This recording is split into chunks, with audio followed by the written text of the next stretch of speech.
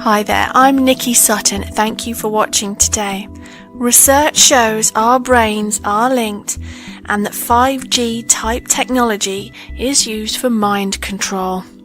Now, the purpose of this video is not to create fear, it's to inform and educate you. If we live in fear, then we're not going to be creating the best reality for ourselves. But by being informed and educated, we can choose to say no when we feel like we are being infringed upon. We have free will and we can say no.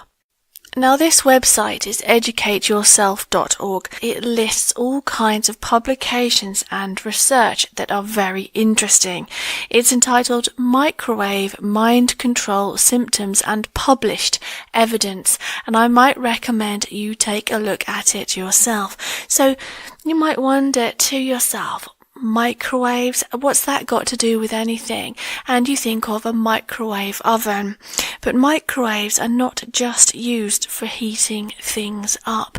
And you may not realize, but your phone receives information via microwaves, and Wi-Fi transmits microwaves, as well as baby monitors and smart meters and home phones as well. As well as that, those cell phone antennas you see popping up everywhere, they also emit microwave radiation. So you might think, well, how come we're not all cooking? But there's more to it than just thermal effects, heating effects. So microwaves is a section on the electromagnetic spectrum, and this is the part of the electromagnetic spectrum that is used for all these things. So let me just illustrate a few things that microwaves can be used for that may surprise you. So the following report is from Cheryl Welsh, who provides a listing of some of the reported symptoms of electronic microwave mind control technologies and published evidence of their existence. So you can look up all of these publications that are listed here. So here we have reported symptoms of microwave use. So microwave hearing, transmission of specific commands into the subconscious, visual disturbances and visual hallucinations. Let's just look a bit further here. So, symptoms and published evidence. Here we have microwave hearing, the hearing of voices in the head from an outside source, but no one else can hear the voices except the targeted individual, and published evidence that this is a technology is Ultrascience 3 Spies Are Us, featured Dr. James C. Lynn, PhD, biomedical and electrical engineer. He demonstrated microwave hearing. In addition, International Defense Review 1993, where they called it synthetic telepathy. In addition, someone here requested a NASA abstract report number to do with this topic, which was apparently fully denied.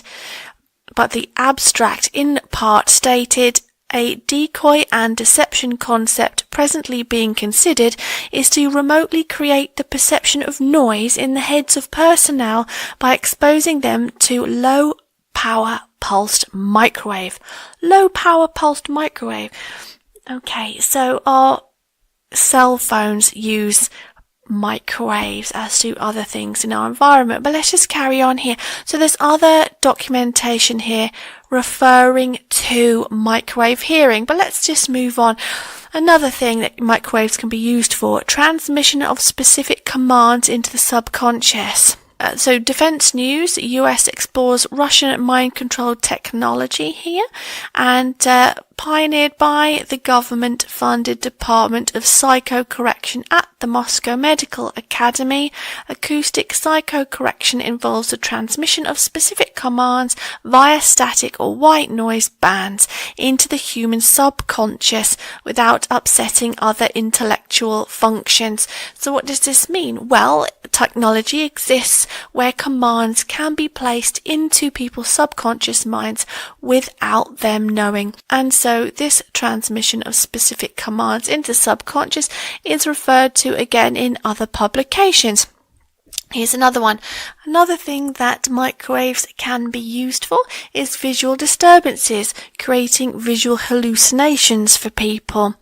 A demonstration by Dr. Elizabeth Raucher and Dr. William Van Byes directed magnetic signals into the brain of reporter Chuck DeCaro. They created visual images as in hallucinations. This program also features Dr. Robert O. Becker, author of The Body Electric, said the government has never disproved the psychological effects of electromagnetic radiation. And it would be a powerful weapon if used on fighter pilots while trying to fly. I guess that would make them crash then. So another thing that microwaves can be used for that exists in technology today is injecting words or numbers into the brain via electromagnetic waves.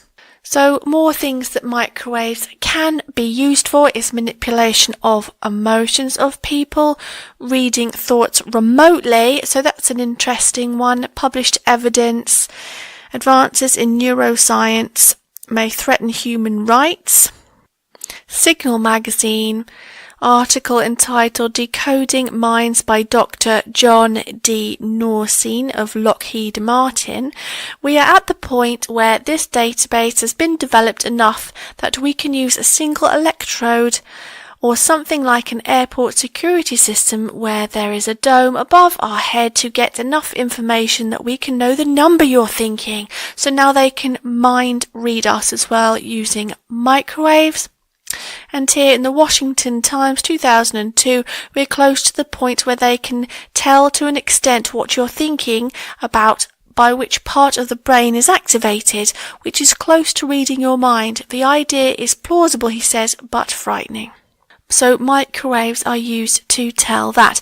You may have noticed these big scanners popping up in airports. I personally would never enter one of those and protest at having to do so because it uses microwaves to scan your body, and in a minute we'll look at some effects of that real quick. Other effects of microwaves that current technology can be used for, it's causing pain to any nerve of the body, remote manipulation of human behaviour from space, harassment stress symptoms such as helicopters flying overhead, seeing as in a camera through your eyes to see exactly what you see, control of sleep patterns. There's a lot more. Maybe you should have a read of this. So moving on, let's just quickly look at 5G technology. So you may have noticed that your cell phone uses 4G technology, but 5G is coming out. So what's the problem exactly? This is the Los Angeles Times. Is 5G technology dangerous? Early data shows a slight increase of tumours in male rats exposed to cell phone radiation. But just to come to a point here, it's unclear how many smaller base stations would be needed for 5G service. So the thing about 5G service is that lots of little small base stations are needed instead of the great big individual towers that we usually see. So they'll be scattered everywhere. But it's widely believed that there would need to be exceptionally more because of the limited distance the signals can travel. One researcher estimates a station would be needed for every 12 homes in a dense urban area. So there'll be plenty of them then. The prospect of more transmitters emitting radio frequency radiation, though at much lower levels than those coming from cell towers, has alarmed people concerned about the effect on humans. To move to 5G presents additional concerns because there will be more energy in signals travelling over high-frequency spectrum, and the smaller transmitters will be closer to where people live and work. These are microwave transmitters, and the closer you are to them, the more problems, he said. Okay, so let's move on.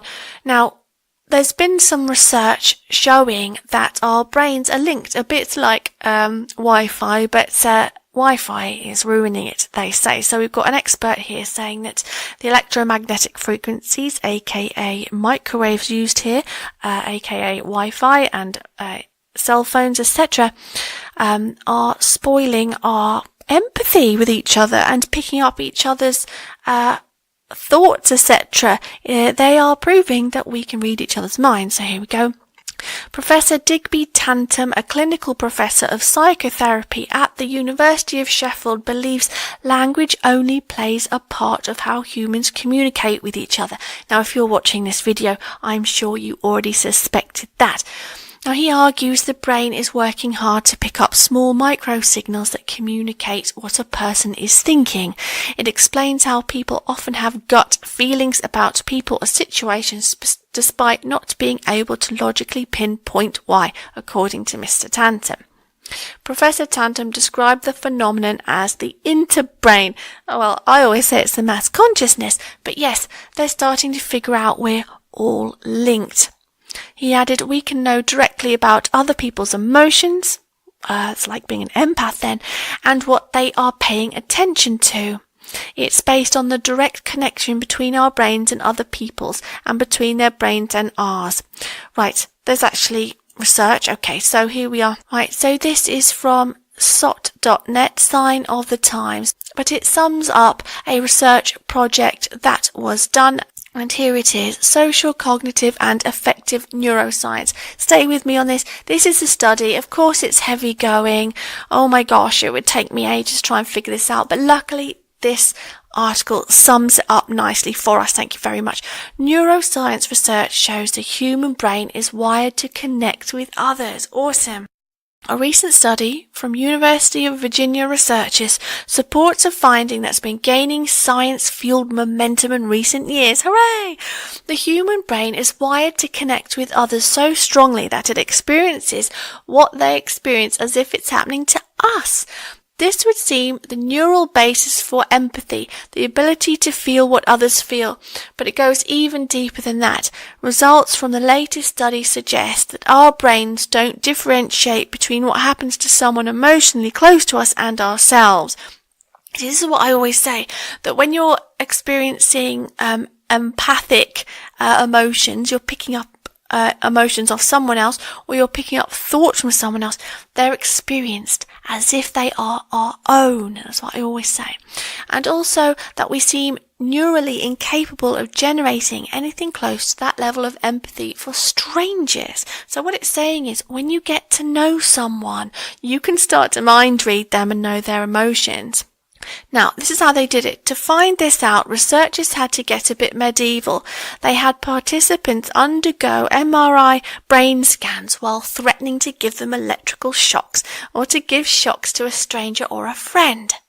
Results showed that regions of the brain responsible for the threat response, the anterior, insular, putamen and supramarginal, became active under threat of shock to the self. That much was expected. When researchers threatened to shock a stranger, those same brain regions showed virtually no activity. But when they threatened to shock a friend, the brain regions showed activity nearly identical to that displayed when the participant was threatened. So they tested people and threatened to shock them, and the other participant, who was their friend in another room, their brain would activate and act as if it was afraid. So they would pick up what their friend was experiencing. So subconsciously, you can feel like someone's in trouble or experiencing pain. You sense this, and research is proving this. The finding shows the brain's remarkable capacity to model self to others, that people close to us become a part of ourselves, and that is not just a metaphor or poetry, it's very real. Literally, we are under threat when a friend is under threat, but not so when a stranger is under threat. So we really do connect to people strongly in that way, and it says that in the study here, in this study right here.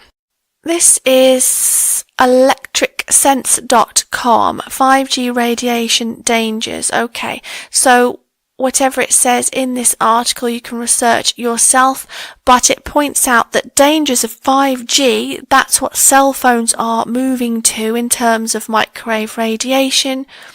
Thousands of studies link low-level wireless radio frequency radiation exposures to a long list of adverse biological effects, including DNA single and double strand breaks, oxidative damage, disruption of cell metabolism, increased blood-brain barrier permeability, doesn't sound great, melatonin reduction, that'll stop you sleeping, disruption to the brain glucose metabolism, generation of stress proteins, stress you out. Let's not also forget that in 2011, the World Health Organization classified radiofrequency radiation as a possible 2B carcinogen. That's radio, not microwave, but it's close on the spectrum. More recently, the 25 million National Toxicology Program concluded that radiofrequency radiation of the type currently used by cell phones can cause cancer. Now, just super quick, looking at Google patents here, there's actually a patent for nervous system manipulation by electromagnetic fields from monitors as well. So just to point out that there's even patents out there where what it says is many computer monitors or TVs, when displaying pulsed images, emit pulsed electromagnetic fields of sufficient amplitude to cause such excitation. It's therefore possible to manipulate the nervous system of a subject by pulsing images displayed on a nearby monitor. Image pulsing is embedded in the program material, or it may be overlaid on the video stream, and it's done this by a computer program. So you wouldn't know it's happening, but there would be subtle pulsing on the screen that would affect you electromagnetically.